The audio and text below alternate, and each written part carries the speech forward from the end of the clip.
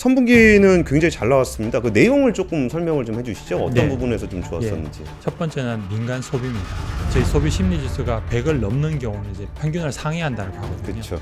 이렇게 된 적이 거의 3년 5개월 만에 처음 있는 케이스입니다. 이만큼 이제 소비 심리가 돌아왔다. 두 번째는 수출입니다. 관세 폭탄이 터지기 전에 미리 좀 수출하자. 맞아요. 그래서 그러니까 3, 4분기는 확 꺼질 거다라고 생각했는데 생각보다도 저희가 1.5가 또 올랐습니다.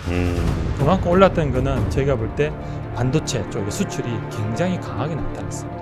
HBM에 대한 수요라든지 오히려 전통적인 D램에서도 또 수요가 당겨진다든지 이런 거에서 수출이 계속 생기고 있고 자동차도 또 미국 시장이 아닌 다른 시장을 또 개척해 나가고 저희 기본적으로 5년의 정책 과제는 이제 성장 동력을 리바운드 하자는 겁니다. 그렇게 되려면 결국에는 어떤 생산성의 향상 이런 부분이 제일 중요하지 않겠습니까? 그러면 지금 현재 어디서 생산을 향상시킬 수 있을까? 네, 긴급 인터뷰 준비했습니다. 기업에서 분기마다 실적 발표를 하죠. 그러면은 우리 투자자들은 기업들의 실적 발표 얘기를 들으면서 그 분기 동안 무슨 일이 있었고 좀 앞으로 어떻게 될 것 같은지에 대한 얘기를 들으면서 우리가 지금 어떻게 지내고 있는지에 대한 경제적 상황에 대해서 좀 확인을 해볼 수가 있습니다. 그래서 그럼 나라의 실적 발표는 뭘까? 라고 생각을 해보다가 GDP 경제 성장률 아니겠습니까? 그러면은 나라의 이런 경제 상황을 누구에게 들으면 될까 싶어서 기획재정부의 이영일 차관님을 모셨습니다. 안녕하십니까? 안녕하십니까? 안녕하십니까? 기재부 이영일입니다. 아, 차관님, 이번에 좀 이래저래 경제라는 게 네. 항상 나 지금이 너무 좋아 그런 사람 별로 없잖아요. 하지만 맞습니다. 경제적인 숫자들은 이제 그때그때 상황에 따라서 알게 모르게 우리 국민들의 생활에 큰 영향을 좀 미치고 있는데 그렇습니다. 이번에 3분기 GDP가 좀 나왔습니다. 먼저 실적 관련해서. 근데 지금 우리나라 경제팀에서 이런 것들에 대한 소개를 담당하고 계시는 건 맞죠? 제가 기재부에서는 경제 선생님으로 알려져 있다는 얘기는 들었거든요. 그건 과찬의 말씀이고요. 기본적으로 매크로 동향에 대해서는 우리 기재부가 예. 그거를 이제 총괄하고 있고 이런 이슈가 있으면 이제 설명도 하고 또 여러 가지 필요한 대응도 같이 하는 그런 기관이 맞습니다. 그래도 이렇게 자신 있게 나오신 거 보면은 좀 어닝 서프라이즈인가요? 예, 하여튼 굉장히 좋은 숫자가 나왔다라고 저희는 판단을 하고 있고요. 예. 기본적으로 이제 말씀을 주시면 이제 3분기 경제 성장률을 보면 이제 실질 성장률입니다. 이렇게 물가를 차감한 정확하게 GDP 상에서 물가라고는 하지 않고요. 디플레이트라고 하는데 예. 그거를 빼고도 실질적으로 늘어난 규모가 1.2%. 이 비교 대상은 지난 분기입니다. 이렇게 2, 4분기에 비해서 1.2%가 늘었다라는 거고요. 그럼 연으로 하면은 1.2 곱하기 4하면 4.8인가요? 그게 이제 사실 미국에서 계산하는 방식인데 미국에서는 연율이라고 해가지고 이 추세가 4분기 연속 가면 어떻게 될 거냐 이렇게 이제 그 숫자가 공식 지표입니다. 근데 예. 저희는 공식 지표는 이제 단순 한 분기값만 갖고 있고 이제 앵커님 말씀하신 것처럼 이게 계속 진행되면 어떻게 될까 가정을 놓고 보면 한 4.7% 나온다. 이렇게 미국하고 비교할 때는 이 숫자를 비교를 하는 게 맞고요. 또 하나 비교값이 이제 지난 분기 말고 작년에 이때 작년 3분기. 그렇죠. 작년 3, 4분기랑 비교하면 어떠냐 이렇게 하면 그 수치는 1.7%입니다. 1.7. 1.7%. 저희가 잠재 성장률이 보통 1% 후반으로 보기 때문에 거의 가까이 다가간 모습이다. 전가율로 보면 그렇게 이해할 수 있고요. 이 한 분기만 갖고 계속 가면 한 꽤 높은 수치다. 그래서 저희가 보통 잠재가 1% 조금 2% 조금 모자라면 분기별로 보면 지난 분기에 비해서 한 0.5 정도 늘으면 0.5, 0.5, 0.5 네 번에서 한 2 나오지 않냐. 예. 이렇게 본다면 그거보다 굉장히 높은 숫자가 나온 거라고 이해를 하면 되겠습니다. 그리고 특히 하나 좀 더 설명드리면 사실은 1, 4분기에 마이너스 성장을 했거든요. 그렇죠. 그리고 거기에 따라서 2, 4분기 때 이제 새 정부 들어오면서 심리 개선돼 가면서 플러스 0.7이 나왔습니다. 예. 그때 0.7은 이제 뭐 그 일부분은 지난 정부, 일부분은 이재명 정부 합쳐진 결과이기도 하고 1, 4분기에 역성장을 했으니까 또 올라갈 수도 있지 않냐 뭐 이런 판단을 했는데 3, 4분기는 오로지 이제 이재명 정부의 기간에 나타나는 결과이고 0.7을 올라간 거에서 추가로 더 1.2가 올랐다 이런 면이기 때문에 굉장히 저희는 의미를 두고 있다 이렇게 말씀드릴 수 있겠습니다. 사실 저 시장에서 봤을 때는 1분기는 그저 안 좋을 거다라는 게 너무 우리가 혼란스러운 시간이었으니까. 1, 4분기 그렇습니다. 그 2분기 때 올라온 거는 좀 긴가민가 했어요. 네. 이게 뭐지? 이게 진짜 올라가는 네. 건가? 아니면은 아직 그냥 잠깐 반등하는 건가? 기저가 있었나? 라고 생각을 했었는데 3분기는 굉장히 잘 나왔습니다. 그 내용을 조금 설명을 좀 해주시죠. 어떤 네. 부분에서 좀 좋았었는지. 그 3, 4분기에 저희가 이제 가장 이제 좀 두드러지게 보였던 거는 첫 번째는 민간 소비입니다. 이렇게 소비가 저희가 2, 4분기 때 한 0.5 정도 나왔거든요. 예. 1분기 대비 0.5를 늘었는데 요번 3, 4분기 때는 그게 1.3%가 늘었습니다. 이만큼 는 거는 여러 가지 요인이 있습니다. 기본적으로는 심리의 개선, 이렇게 소비 심리 개선이 돼가지고 한 6개월 연속으로 저희 소비 심리 지수가 100을 넘는 경우는 이제 평균을 상회한다는 거 하거든요. 그렇죠. 이렇게 된 적이 거의 3년 5개월 만에 처음 있는 오. 케이스입니다. 이만큼 이제 소비 심리가 돌아왔다라는 거고, 이건 여러 가지 요인이 있겠습니다만, 두 번째는 이제 정부의 정책이 또 뒷받침을 했다. 첫 번째는 이제 소비 쿠폰을 저희가 이제 긴급 수요로 저희가 했지 않습니까? 예. 이 소비 쿠폰의 영향이 많이 녹아 있다라고 생각이 들고요. 또는 뭐 전기차 보조금도 저희가 이제 계속 지급하는 게 있고요. 또 하나는 민간에서 노력도 있습니다. 사실은 신제품을 많이 출시했습니다. 휴대폰이나 성용차 쪽에서 좀 그게 많이 나와가지고 신제품 교체 수요도 있고요. 근데 신제품이 나온다고 한다고 다 사진 않지 않습니까? 이게 예. 여러 가지 심리나 소득이나 여러 가지 영향을 다 함께 받은 거고, 그래서 한 1.3% 굉장히 높은 숫자가 나왔다라는 게 첫 번째 소비 부분이고요. 두 번째는 수출입니다. 예. 수출이 이제 관세 협상 뭐 이런 거 등등 해서 우리가 좀 부진할 수도 있겠다라는 판단도 좀 알게 모르게 좀 했었는데, 생각보다도 2, 4분기에 사실은 4.5%가 늘었었거든요. 그렇죠. 그래서 이게 선수요 반영, 이렇게 관세 폭탄이 터지기 전에 미리 좀 수출하자. 맞아요. 그래서 그러니까 3, 4분기는 확 꺼질 거다라고 생각했는데 생각보다도 저희가 1.5가 또 올랐습니다. 그만큼 올랐던 거는 저희가 볼 때 반도체 쪽의 수출이 굉장히 강하게 나타났습니다. 지금 저희들이 반도체 경기를 새로 요새 짚어보면 반도체 사이클이 한 30개월 좋았거든요. 그러면 예. 이제 끝나가나라고 했는데 오히려 새로운 더 활력이 들어가는 것 같아서 저희가 뭐 많이 뉴스에서 보시다시피 HBM에 대한 수요라든지 HBM 수요가 하도 되고 나니까 오히려 전통적인 D램에서도 또 수요가 당겨진다든지 이런 걸 해서 수출이 계속 생기고 있고, 자동차도 또 미국 시장이 아닌 다른 시장을 또 개척해 나가고, 그런 게서 수출이 또 좋아지는 점, 이 두 점이 좀 눈에 띄는 게 있고요. 또 하나 꼭 굳이 설명드리고 싶은 게 있다면 설비 투자 쪽입니다. 예. 민간의 설비 투자가 2, 4분기 때 사실은 1, 4분기 대비 빠졌거든요. 그래서 설비 투자도 사실은 기업들의 심리이기 때문에 이것도 늘 수 있을까라고 했는데 이게 2.4% 정도 3, 4분기, 2, 4분기 돼서 늘었습니다. 이게 이제 결국에는 이제 반도체 수요가 막 확인이 되고 하니까 반도체 공장을 전설하고 라인을 바꾸고 막 이런 움직임이 있는 거거든요. 이런 것들이 이제 이번 3, 4분기에 지표에 좋은 영향을 주었다라고 저희는 보고 있습니다. 작가님, 근데 이번에 저도 이제 말씀 들어보고 저도 지금 지표를 보니까 이제 내수 네. 쪽이 굉장히 좋았던 것 같아요. 네. 그 내수 쪽이 좋았던 부분이 그 뭐 잘 몰라서 여쭤보는 건데 그 소비 쿠폰을 이렇게 지급을 했었잖아요. 네. 그러면은 그냥 잘 모르고 그러니까 숫자를 잘 안 보고 그때 어떤 이벤트가 있었는지를 생각을 해보면은 이게 아까 정부 쪽에 있는 지출하고 민간 소비 좀 분리해서 말씀을 해주셨잖아요. 그러니까 우리가 이거 그러니까 소비 쿠폰 뿌려가지고 된 거 아니야? 뭐 이런 거라고 생각하면 어떻게 되는 건가요? 그 이상의 뭔가가 좀 있었던 거예요? 예, 저희가 기본적으로 민간 쪽의 성장을 주도한 게 이번 1.1을 쪼개보면 예. 민간이 0.8, 예. 정부가 0.4 정도 역할을 해가지고 예, 일단 예. 민간이 훨씬 많이 했고요. 물론 그 중에 이제 앵커님 말씀하신 대로 민간의 부분에서 보면은 소비가 있고 설비 투자가 있거든요. 예, 예. 그게 이제 0.8을 0.6, 0.2로 이제 제가 대충 분리해서 보고 있습니다. 그러면 예. 이제 설비 투자는 이제 그 자체로 이제 반도체 등등 경기 영향 여러 가지 심리 개선이 된 거고, 소비에서 그러면 0.6에서 일정 부분은 그 이 소비 쿠폰이 영향을 줬다고 저는 보고 있고요. 예. 하지만 그게 다는 아니다. 그래서 그게 마중물 역할을 해서 결국에는 민간 소비 자체가 올라간 거거든요. 예를 들어 아까 제가 설명했듯이 소비 심리가 6개월 연속 현재 100을 넘어가고 있거든요. 예. 그런 거라든지 저희가 여러 가지 임금의 상승이라든지 고용 총량의 증가 이런 거를 통해서 늘어난 부분이 있기 때문에 기본적으로 민간에서 중심으로 올라갔고, 그 뒷부분에 재정에서 마중물 역할을 했다. 이렇게 보시는 게 좋을 것 같습니다. 알겠습니다. 근데 사실 이게 저는 이번 3분기 GDP 성장률을 보면서 조금 이렇게 여쭤보고 싶었던 부분이 네. 이게 정권이 바뀌긴 했지만 정부는 그대로잖아요. 한국은행도 그대로 있고 기획재정부는 기획재정부대로 그렇습니다. 있고. 그렇습니다. 근데 사실 뭐 우리나라만 그런 건 아닌데 우리가 처음에 경제 성장률 전망을 작년에 했을 때는 뭐 한 1.5? 뭐 그쯤 얘기하다가 그러다가 연간 성장률 기준입니다. 그다음에 0.8? 7?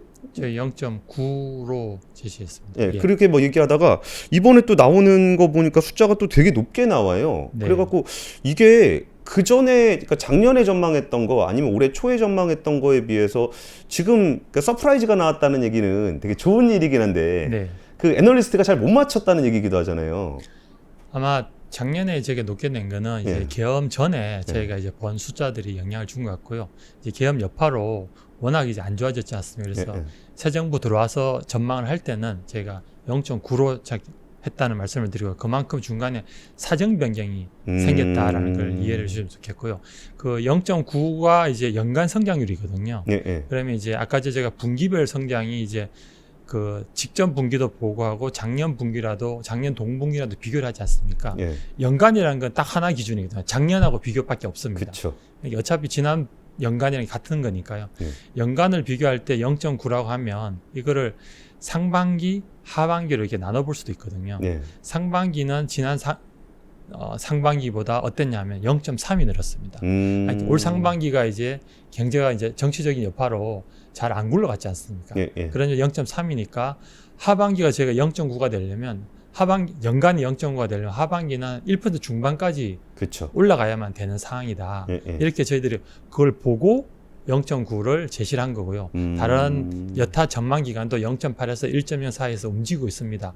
다 하반기 경기 이렇게 좋을 거다라고 보고 올라올 거라고 보고 있는 건데 예. 지금 저희가 받아본 숫자로 따르면 3, 4분기는 작년 3, 4 대비 1.7이 늘었다라고 하니까 저희 전망의 범위에 있지만 좀 더 좋은 느낌을 갖고 있다. 이렇게 이해하시면 될까 싶습니다. 그럼 연간은 좀 어느 정도로 생각하세요? 저희가 연간 전망은 이제 4, 4분기가 하나 남아가지고요. 4, 4분기를 저희가 짚어봐야 되는데 현재 좀 짚어보고 있는 상황이고요. 그 부분은 좀 시간이 조금 걸릴 것 같고요. 저희가 볼 때는 아마 1% 0.9보다는 좀 더 1에 가까운 방향으로 움직이고 있지 않나 이렇게 보고 있습니다. 알겠습니다. 왜 좋을까요? 저희가 아까 전에 이제 말씀드렸던 것처럼 기본적으로 예. 그 지난 이제 1, 4분기나 작년에 내내 이제 역성장도 했다가 역성장 다음에 또 팍 튀지 않고 또 플러스 0.1, 0.2 이렇게밖에 못 올라갔거든요. 예. 이렇게 된 게 이제 기본적으로 기본 활력이 좀 부족했다 이런 생각이 들거든요. 근데 이번에는 이제 민간 소비도 올라오고 있고 그리고 수출도 올라오고 있고 이런 것들이 영향을 받았다 생각하고요. 그 저변에는 또 여러 가지 있지만 제가 아까 몇 가지 말씀드렸지만 그거 외에도 어떤 정시의 화랑도 일정 부분 영향을 줬다고 생각합니다. 정시가 좋아지면 기본적으로 기업 입장에서 보면 자금 조달을 할 수 있는 통로가 많이 열리는 거고요. 예. 또 소비 개개인 입장에서 보면은 자산이 이제 늘어난 거니까 예. 자산 증가에 따른 효과가 소비로 또 넘어갈 수도 있는 거거든요. 이런 등등이 다 영향을 줘서 어떤 경제가 리바운드하게 된 계기가 되지 않았나 싶습니다. 증시가 올라가는 거는 일단 저희 시청자분들은 되게 다들 좋아하고 관심이 네. 많으신데 뭐 좀 이렇게 여쭤봐도 되는지 모르겠는데 솔직한 심정으로 근데 그 대주주 양도세 요건 할 때 그때 기획재정부의 세제 개편안 나오고서 증시는 꽤 눌려 있었거든요. 왜 그러셨어요?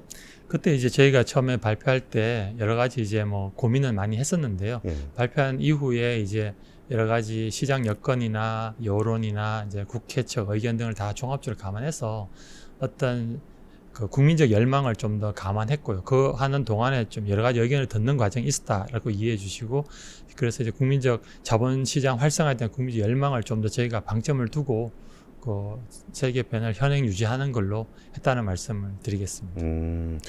그때 사실 그 대주주양도세 문제가 좀 옛날에 뭐 금투세까지 갔었다가 돌아왔던 이슈여가지고 네. 옛날로 원복한 부분에 그러니까 옛날 거를 다시 들고 나오셨던 부분들에 대해서 시장이 좀 실망은 있었습니다만 다시 좀 다 그 의견을 바꾸셔서 그래서 또 그래도 기분 좋게 또 그래서 올라오긴 했어요. 근데 네. 그 배당 분리과세 문제가 사실은 대주주양도세 문제보다 훨씬 더 펀더멘탈하게 중요한 문제잖아요. 어떤 의견들을 좀 논의하고 계세요?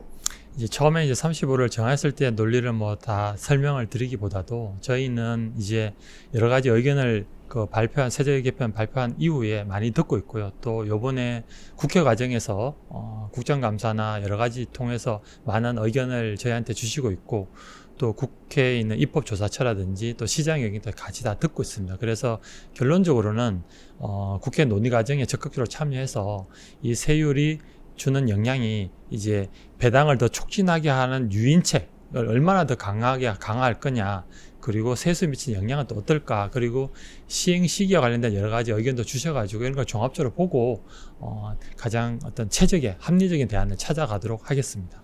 그러면 어차피 국회 논의 과정이라는 게 이제 세법이라는 게 국회에서 얘기를 해야 되는 거니까 네. 그렇긴 한데 정부는 유인책 쪽을 강조하실 겁니까? 아니면은 세수 확보 쪽을 강조하실 겁니까? 저희는 정시에 좀 더 좋은 의미를 두는 거를 좀 더 생각을 하고 있습니다. 감사합니다.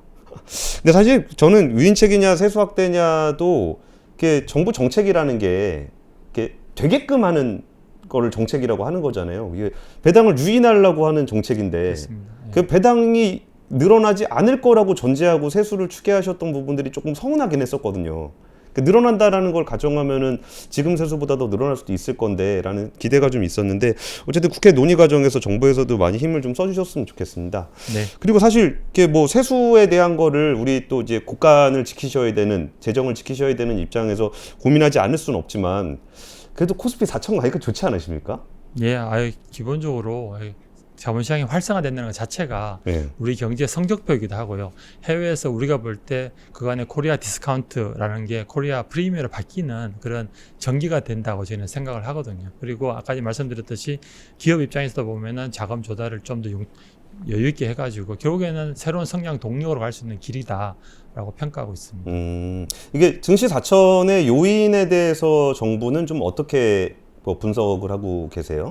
기본적으로 저희는 이제 이번 정부 들어서 상법 개정을 했다든지 불공정 거래나 엄중한 단속이라든지 그리고 기업 그 배당을 촉진한다든지 이런 노력이 저희가 계속 했던 게 들어가는 것 같고요. 그리고 앞으로도 또 국민 성장 펀드 저희가 출범을 앞두고 있지 않습니까? 예. 그걸 통해서 기업의 어떤 가치를 제고시키는 노력도 함께하고 AI나 이런 새로운 시대 흐름에 맞는 이제 신성장 동력도 계속 찾아가서 혁신 경제가 되면 결국에는 기업 가치가 올라가고 그 올라간 기업 가치가 결국에는 중시에 반영이 되고 이런 게 제대로 되는 것이 선순환 구조를 이룰 거다라고 생각하고 있고요. 이런 노력과 더불어서 반도체 분야에 어떤 요번에 최고 슈퍼사이클이라도 흔히 칭하는 어떤 호황기 이런 거랑 같이 엎쳐져서 이런 결실을 맺었다라고 생각하고 있고요. 저희는 이 방향으로 계속해서 나가서 우리 시장이 좀 완전히 탈바꿈하는 계기가 되도록 노력하겠습니다.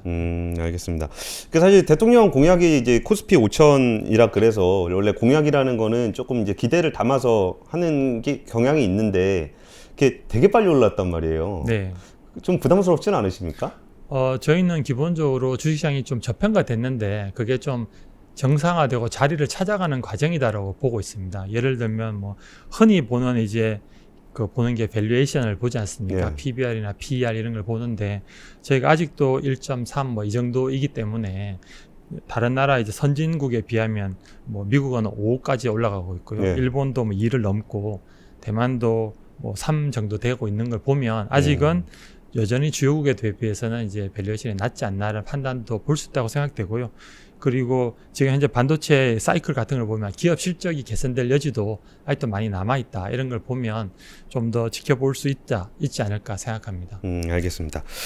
사실 우리 지표 중에 지금 대부분의 지표가 괜찮아요. 이제 경제 성장률도 괜찮게 나왔고, 증시 주가 지수도 괜찮게 나왔고, 그리고 외국인 자금들도 꽤 많이 들어오고 있고.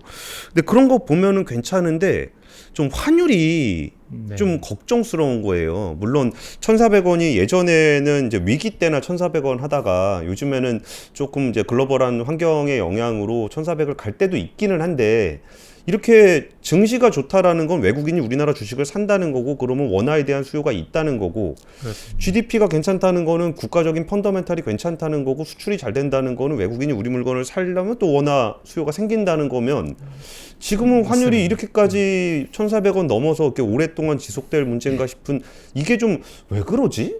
라는 생각을 하는데 또 기획재정부가 또 환율을 또 담당하고 계시지 않습니까? 네. 지금 환율은 왜 우리나라 펀더멘탈에 비해서 이렇게 높을까요? 첫 번째는 이제 말씀하신 수급 요인에서 제가 좀 더 설명을 드릴 수 있고요. 두 예. 번째로는 대외적인 영향이 좀 있다고 봅니다. 먼저 쉽게 대외적인 영향부터 말씀드리면 이제 미중 간의 무역 갈등 이런 게 있으면은 환율이 조금씩 레벨업을 올라가게 되게 되고요. 또 하나는 이제 해외 요인 중에 이제 일본의 새로운 이제 총리께서 오셨는데 예. 이제 거기 정책 기조가 좀 이제 확장을 많이 하자는 차원이다 보니 엔화가 이제 상대적으로 약세가 되면서 거기에 같이 이제 동조화되는 그런 영향도 있는 거고요. 하지만 말씀드린 것처럼 수급 부분도 분명히 있는 게 많이 들어오기도 합니다. 하지만 저희가 뭐 경상수지라는 게 많이 들어오기는 경상수지도 많이 좋고 하기 때문에 외화가 많이 들어오게 되는데 또 반대로 나가는 규모도 제법 있다라는 말씀을 드리는데요. 해외 직접 투자나 정권 투자 저희가 흔히 말하는 스와케미 뭐 이런 분들도 해외 투자를 하지 않습니까? 예. 그것도 나가는 요인입니다. 저희가 봤더니 이제 그 나가는 규모가 더 많아 보이기도 하거든요. 그래서 자본 경상수지보다 그 경상흑자보다 좀 더 많은 규모로 지금 해외로 나가고 있습니다. 근데 이 나가는 걸 어떻게 볼 거냐라는 측면도 다양한 입장이 있습니다. 기본적으로는 저희가 해외에다가 어떤 자산을 사는 거거든요. 예. 그 자산에서 여기 수익이 생기면 또 돌아옵니다. 훗날 그게 소득으로 넘어 소득 수지로 또 영향을 주기 때문에 그런 길게 보면 결국에 우리 전체적으로 국부를 올리는 데 도움이 되는데 당장은 이게 외환 시장의 수급에서 보면 나가는 요인이 있기 때문에 그 부분에서 좀 수급이 좀 타이트하다 이런 말씀을 같이 드리겠고요. 그래서 저희는 그거 외에 하나가 이제 그 관세 협상가 이제 계속 이제 그 진행되는 동안에는 약간의 그거를 이제 쳐다보는 과정에서 쉽게 이제 보지 않는 그런 느낌이 있기 때문에 그런 것도 같이 좀 영향을 주지 않나 생각이 들고요. 저희가 계속 시장 잘 모니터링하고 또 필요한 경우는 안정 조치도 해가면서 잘 관리하도록 나가겠습니다. 레벨보다는 변동성을 주로 관리하시죠? 저희는 이제 스무딩 오퍼레이션을 해가지고요. 이제 급격한 변동성은 사실은 불확실성이거든요. 불확실성은 개인에도 그렇고 기업에도 그렇고 안 좋은 겁니다. 그래서 그러한 급격한 변동성이 있는 경우에는 제가 좀 그 시장을 좀 잘 안정하는 노력을 하고 있다고 이해하시면 되겠습니다. 근데 사실 우리나라 그 투자자들이 미국에 있는 기업들의 투자를 정말 많이 해주잖아요. 네. 그럼 우리나라 관세 협상할 때 우리 이미 이만큼 많이 투자했다 뭐 이런 거 좀 얘기하면 안 될까요? 그 정도 미국에서도 그렇게 투자 많이 해주면은 뭐 고마워해야 되는 거 아니에요? 네. 뭐 협상 내용 중에 다양한 이야기가 오갔을 거라 생각하고 다 일일이 제가 말씀드리기 어려운데 네. 그런 부분도 저희는 뭐 이야기 했다고 생각합니다. 이거는 일반적으로 자주 보는 뉴스는 아닌데 채권 쪽에 계시는 분들은 그 금리를 좀 예민하게 보시는 분들은 꽤 중요하게 보는 지표가 있습니다. 이른바 이제 외평채 네, 금리인데 외평채라는 게 결국은 이제 우리나라가 다른 나라에다가 그 채권 발행을 하는 거잖아요. 그렇습니다. 그러면은 이제 기업에서 채권을 발행하면 이 기업이 얼마나 건실한가, 얼마나 부실한가에 따라서 부실한 기업은 이자를 많이 주고 금리가 높은 채권을 발행을 해야 되고 건실한 기업은 이자 조금만 주고 이렇게 발행을 할 수 있잖아요. 근데 이번에 외평채 금리가 거의 역대 최저 수준의 가상금리를 네. 붙여서 나왔더라고요. 그렇습니다. 이 부분에 대해서 어떤 상황인지 좀 설명 좀 부탁드릴게요. 저희가 사실 이제 새 정부 들어서 해외 투자자 대상으로 굉장히 많이 홍보 노력을 했습니다. 지난 9월에 뉴욕에서는 정상께서 직접 가서 투자 서밋도 했고요. 그리고 이번에 그 외평채를 필요로 하기 위해서 그 도쿄에 가서도 대면 설명회도 하고 글로벌 뭐 투자자 콜도 하고 이렇게 해서 굉장히 많은 설명을 했거든요. 그래 한 결과 기본적으로 그분들이 보는 건 우리나라 경제의 어떤 성장 모멘텀이 개선되고 있다라는 부분에서 좋은 점수를 줬고 그리고 반도체 이런 조선 이런 쪽에서 굉장히 경쟁력을 높게 평가했고요. 또 정치적인 안정 이런 것도 굉장히 관심을 보였다고 생각합니다. 그런 측면에서 저희가 이제 시장에 실제 나가 보니까 굉장히 많은 사람들이 저희 외평채를 사고 싶다라고 해가지고요. 저희가 처음에는 금리를 이거보다 조금 더 위에 가려고 했는데 수요가 너무 많아가지고 금리를 더 내렸고 사실 저희가 17bp, 그러니까 달러 외평채의 경우에는 기준금리 국채 대비 한 17bp, 그러니까 0.17 정도 되는 걸로 저희가 이제 얹어서 나갔는데 이 10bp대를 한 건 처음이고요. 이 정도 나갔을 때 사실 저희가 예상한 규모가 10억 불이거든요. 제가 국회에서 이제 정액을 해주셨지만 총 35억 불 안에서 한 번 발행했고 또 엔화로 발행하고 남은 물량이 이제 달러인데 한 10억 불 정도 생겼는데 이 17bp에 6배가 몰렸어요. 제가 오, 와, 수요 6대1. 예. 오. 그래서 사실 더 팔 수도 있었습니다. 음. 그 정도로 좀 인기가 많았다는 거죠. 그래서 굉장히 이제 외국에서 저희들을 보는 시각이 굉장히 좋아졌구나 이런 점을 갖고 있고요.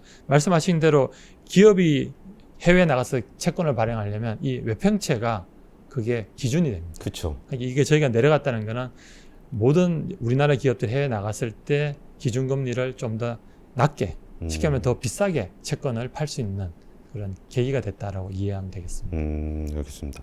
사실 이것도 이게 참 그 일반 민간에서는 되게 익숙한 일이긴 한데 국가도 그런 일을 한다는 거를 좀 인식하지 못하는 경우가 좀 많은 것 같아요. 채권 발행을 똑같이 가서 네. 이게 뭐가 이렇게 우리는 잘할 거고요, 좋고요, 그렇습니다. 뭐 이런 거 네. 많이 해야 될 것 같은데 사실 이렇게 국가를 세일즈를 할 때 생각해 보면은 우리나라는 굉장히 좀 그 고령화 속도도 빠르고 저출산도 심각하고 뭐 연금의 고갈 속도 문제라든지 뭐 재정 적자라든지 뭐 이런 것들이 보기에 우리 국민들 입장에서는 좀 걱정스럽긴 하거든요. 근데 이거를 이제 외국 분들한테 그거를 이제 우리를 소개를 하셔야 되는 입장이잖아요. 그렇습니다. 그러면은 그 외국인 투자자들은 한국을 좀 어떻게 바라보고 있어요? 거기도 뭐 이렇게 떡볶이 같은 거 먹고 김밥 먹고 뭐 BTS 좋아하고 이런 것들도 다 영향을 줘요? 그런 것도 다 소프트 파워입니다. 저희한테는 소프트 파워에 영향을 주고 있고요. 가장 기본적으로 이제 우리나라에 투자하면 돈을 떼지 않을까? 첫 번째. 그래서 우리나라 신용경험이 굉장히 좋지 않습니까? 그런 부분에서 강점이 있고요. 두 번째는 이제 수익률이 날까? 그런 거 아니겠습니까? 이제 그런 점에서 보면 요새 이제 우리 자본시장이 좋아지는 점, 그리고 성장의 모멘텀, 그리고 반도체 저희가 이제 다양한 제조업 분야의 강점을 갖고 있거든요. 이게 반도체, 조선, 뭐 배터리 다 이런 부분에서 굉장히 다변화되고 여러 방면에서 다 잘하고 하나의 어떤 패키지처럼 돼 있는 게 있기 때문에 그런 점에서 좋게 평가하고 있다고 생각합니다. 포트폴리오가 좋다. 그렇습니다. 북한 리스크는 좀 어떻게 봐요? 외국인들은? 그 부분은 이미 충분히 반영이 이미 돼 있다고 생각하고요. 추가로 더 그게 뭐 악재로 작용하거나 그러지는 않는 것 같습니다. 알겠습니다. 이번에는 부동산 얘기 잠깐 해보겠습니다. 부동산 세제 관련한 이번에 뭐 부동산 정책 나오고서 고생 많이 하고 계시죠? 예. 저희 이제 뭐 여러 가지 요번에 대책에서 좀 불가피한 부분이 있어서 여러 국민들께 좀 주택 거래에 좀 불편함을 드리게 됐는데요. 근데 기본적으로 부동산 시장 안정을 위해서 좀 불가피한 조치였다는 걸 좀 이해 부탁을 드리겠습니다. 그러니까 사실 저런 측면이 있는 것 같아요. 이제 부동산의 공급은 시차가 있으니까 1, 2년 걸릴 거고, 그리고 수요는 바로 올라오니까 여기 미스매치가 돼서 상승 압력이 생긴다. 그러니까 수요를 이제 누르는 정책을 하다 보면은 말 그대로 이제 사람들 불편하게 만드는 정책이니까 여기서 이제 비판을 받으시는 거는 이제 불편한데 네. 좀 비판을 할 수 있죠. 그럼 이제 반대편에서는 또 이제 그러면은 집값이 좀 내렸으면 좋겠다라는 사람들 입장에서는 오히려 이 정책을 좀 반겨줄 수도 있을 건데 그렇지 못한 측면들은 아무래도 이렇게 좀 이 규제 수요 억제책만으로 부동산 가격 안정시키기 좀 어려울 거다 그래가지고 뭐 보유세 문제라든지 뭐 양도세, 취득세 이런 세제 관련한 얘기들이 좀 나와요. 그래서 얼마 전에 이제 구윤철 장관님께서도 취득세, 그러니까 뭐 거래세는 높고 보유세가 낮아서 매물이 잠긴다. 그래서 이거를 좀 개선할 필요가 있지 않겠느냐라는 얘기를 좀 했었는데 이 세제 관련해서는 좀 정부의 입장은 어떻게 됩니까? 제가 지난번 이제 10월 15일 날 대책을 발표할 때 기본적인 방향성을 이제 말씀을 드렸습니다. 시중 흐르는 자금이 생산적 부분으로 이동을 하고 또 억능 부담 원칙에 맞고 그리고 국민들께서 수용 가능한 어떤 방안을 검토해 보겠다 이렇게 말씀을 드렸고요. 지금 현재로서는 저희는 지금 주택 공급 확대 부분에 굉장히 집중적으로 정책 영향을 모아야겠다 이런 생각을 하고 있습니다. 아까 이제 앵커님 말씀하신 것처럼 결국에는 공급이 늘어나서 이제 이 부분이 이슈가 이제 해결이 돼야 되는 부분이고 저희가 발표할 때는 2030년까지 착공 기준으로 서울에 한 33만 호 그리고 수도권까지 다 합쳐서 135만 호를 공급하겠다라고 저희가 이제 발표를 드렸습니다. 이제는 이게 착실하게 이행이 되고 지켜지고 그리고 국민들께서 이걸 보고 믿을 수 있겠다 이렇게까지 갈 수 있도록 저희가 노력하는 게 저희가 해야 할 첫 번째 길이다라고 생각을 하고 있고요. 그런 측면에서 지금 각 부처가 전부 다 모여가지고 합심해서 이 문제를 풀어나가겠다는 생각을 하고 있습니다. 그래서 주택 공급 상황도 계속 점검을 하고 또 애로가 있으면 이걸 어떻게 풀지를 머리를 맞대는 그런 장차간 뭐 협의를 하는 모습을 보여서 계속적으로 이거를 팔로우하고 답을 내고 그렇게 해서 국민들께 좀 주택 가격, 주택 공급에 충실해서 시장이 안정되는 노력을 보이도록 내가 최선의 노력을 다하겠습니다. 차관님, 근데 이 부분이요. 사실 이렇게 부동산 가격이 안 좋을 때 수요 정책은 되게 즉각적이란 말이에요. 즉각적으로 이제 국민들한테 불편함을 끼칠 수밖에 없는 게 수요 정책이잖아요. 근데 공급 정책은 즉각적인 불편함이 없으니까 이렇게 모든 정부가 부동산 안정시킬 때 공급을 늘리겠다라는 얘기는 항상 했어요. 근데 지금 공급 정책에 대해서 이게 시장에서 별로 반응하지 않는 거는 뭐 맨날 말만 그렇게 해야지 뭐 실제로 했냐라는 건데, 이 부분을 조금만 솔직하게 좀 국민들이 좀 그 부분을 믿을 수 있게, 왜 공급 정책은 그동안 이렇게 말에 비해서 뭐가 좀 가시적인 성과가 좀 안 났었고, 그래서 그 부분을 어떻게 해서 공급을 실질적으로 하시겠다라는 건지를 조금만 쉽게 설명을 해주셨으면 좋겠어요. 예, 저희가 이제 기본적으로 주택 공급의 시차라는 게 가장 영향을 주지 않았나 생각하고요.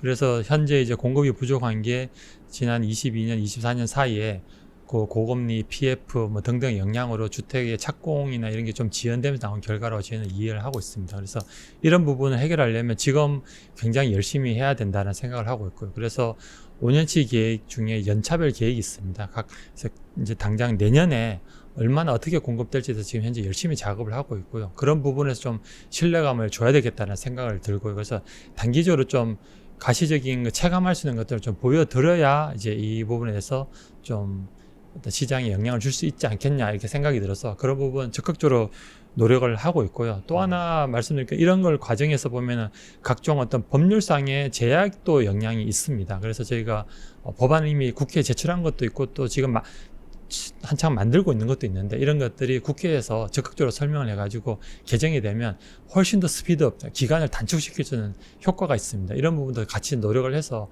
이번에 꼭 그 실적을 내도록 노력하겠습니다. 예를 들면 어떤 부분들이 있어요? 예를 들면 정비사업 하는 과정 중에서 보면은 A를 하고 난 다음에 B를 하고 B를 하고 난 다음에 C를 하고 이런 규정이 있습니다. 그거를 A랑 B랑 같이 하면 시간을 단축시킬 수 있거든요. 그런 걸 하기 위한 규정을 좀 개정하자 이런 내용도 같이 있고요.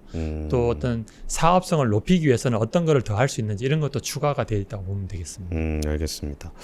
그러면은 이제 얼마 안 남았습니다. 전 세계의 정상들을 초대해서 우리가 이제 네. 의장국으로서 파티를 함께 열고 파티에 모인 사람들과 함께 좀 우리가 이제 앞으로 어떻게 살아가야 될 것인가에 대한 논의를 하는 에이펙 정상회의가 얼마 남지 않았습니다. 근데 여기서 그 우리 입장에서는 이제 초대를 하는 호스트 입장이긴 하면서도 또 거기에 중간에 껴있는 한미 관세 협정이 조금 어떻게 해결이 될까가 좀 걱정이 되기도 합니다. 일단은 우리가 걱정하는 것부터 한미 관세 협정의 지금 상황은 어떻습니까? 지금 앵커님께 굉장히 죄송하지만 이거는 현재 협상이 진행 중인 상황이라서 그 상황을 이제 구체적으로 말씀드리기에는 좀 어려운 측면이 있고요. 기본적으로 제가 협상하는 기조만 말씀드리면 양국에 도움이 돼야 된다. 호혜성이 있어야 되고요. 그리고 상업적으로 합리성이 있어야 되고 또 우리나라 외환시장, 금융시장의 영향을 최소로 하는 그런 기조 하에서 어떤 국익 우선 원칙 하에서 지금 진행을 하고 있다 이렇게 이해해 주시면 좋겠습니다.